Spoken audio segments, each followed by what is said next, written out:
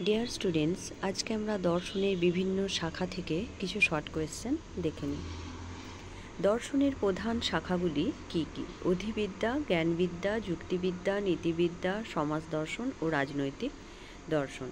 অধিবিদ্যা কী নিয়ে আলোচনা করে? বস্তু, স্বরূপ। সমাজ দর্শন কোন শ্রেণীর বিজ্ঞান? আদর্শনিষ্ঠ বিজ্ঞান। নীতিবিদ্যা কোন শ্রেণীর বিজ্ঞান? আদর্শনিষ্ঠ বিজ্ঞান। দর্শন ও অধিবিদ্যা কি অভিন্ন? অর্থাৎ দর্শন এবং অধিবিদ্যা কি এক? না, অধিবিদ্যা হচ্ছে দর্শনের একটি শাখা, অর্থাৎ অংশ মাত্র। রাজনৈতিক দর্শনের বিষয়বস্তু কি? রাজনৈতিক ঘটনা ও রাজনৈতিক আদর্শ। নীতিবিদ্যার আলোচ্য বিষয় কি? নীতিবিদ্যার আলোচ্য বিষয় হল মানুষের আচরণ ও আচরণের মূল্যায়নের আদর্শ। সমাজ দর্শন বলতে কি বোঝায়? আদর্শের পরিপ্রেক্ষিতে যে শাস্ত্র সামাজিক ঘটনার সবিচার মূল্যায়ন করে সেই শাস্ত্রকে সমাজ দর্শন বলে। জ্ঞানবিদ্যার আলোচ্য বিষয় কি? জ্ঞানের উৎস, সীমা ও বৈধতা বিচার করা।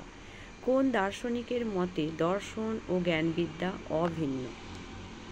জার্মান দার্শনিক কান্ট। বিজ্ঞান দেয় খণ্ড জ্ঞান, দর্শন কি দেয়? দর্শন হচ্ছে অখণ্ড জ্ঞান দেয়। বিজ্ঞান বস্তুর কি রূপ নিয়ে আলোচনা করে? প্রাতিভাসিক রূপ নিয়ে আলোচনা করে। দর্শন ও বিজ্ঞান কি পরস্পরের পরিপূরক? হ্যাঁ। দর্শনের কোনো নির্দিষ্ট বিষয়বস্তু আছে? না।